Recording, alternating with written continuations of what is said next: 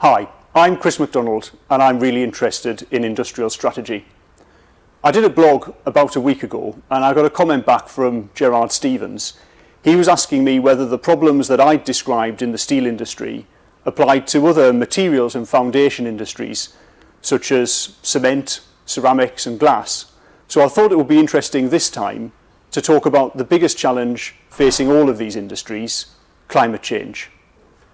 In spring of 2019, I gave a talk in London about achieving net zero carbon emissions in industry, and I think at that time very few people even knew what net zero carbon was.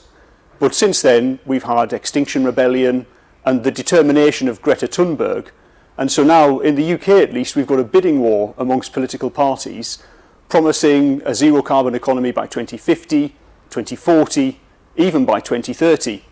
But I'm not just interested in the promises, I'm also interested in the practical reality of how we make this work.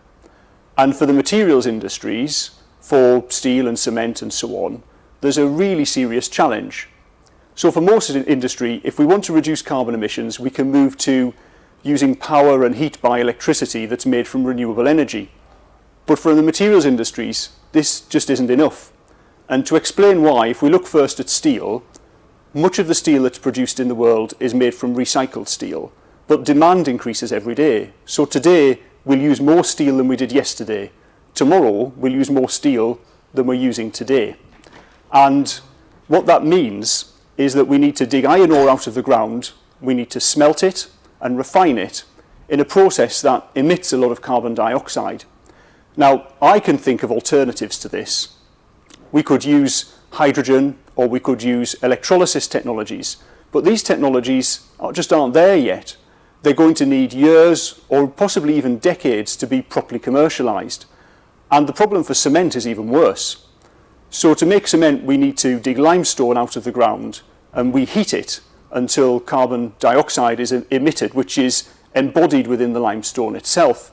And I don't know of any other technologies that we can use to make cement and concrete.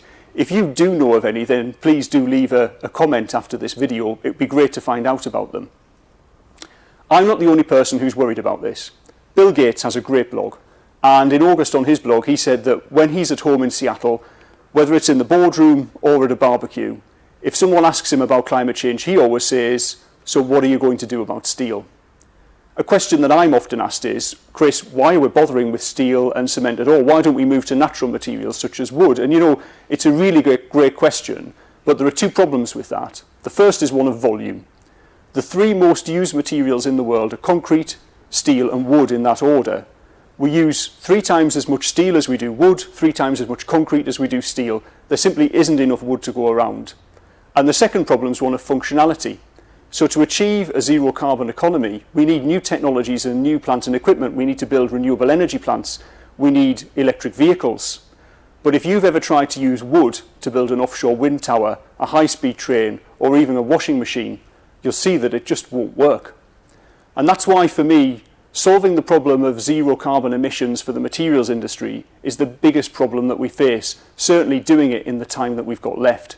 It's going to require a massive human endeavour, coordination of national and international activity in order to be able to do it, research and development, commercialisation and investment to stop a climate crisis. I hope you've enjoyed what I've got to say about this. If you've got other ideas for what you'd like me to talk about regarding industrial strategy, again, leave a comment or some feedback below the video, and don't forget to click on subscribe and press the bell notification, and then you'll get all of my blogs in future as well. Bye for now.